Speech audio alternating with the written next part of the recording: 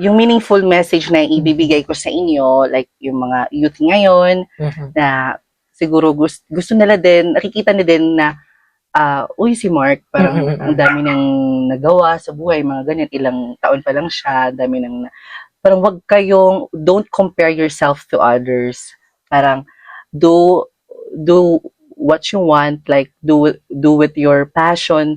Huwag niyong i-compare yung sarili niyo sa iba kasi meron tayong kanya-kanyang skills and passion sa loob ng ating puso.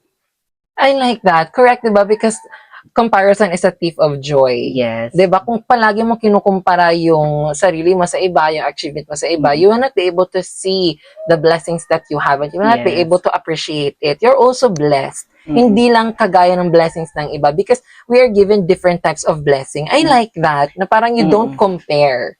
And also, guys, i-relate ko din sa plants, like, katulad din ng pagtatanim. So, dapat maging patient din tayo sa lahat ng bagay. Kasi, kung nagmamadali tayo, hindi siya blessing. Hindi siya blessing.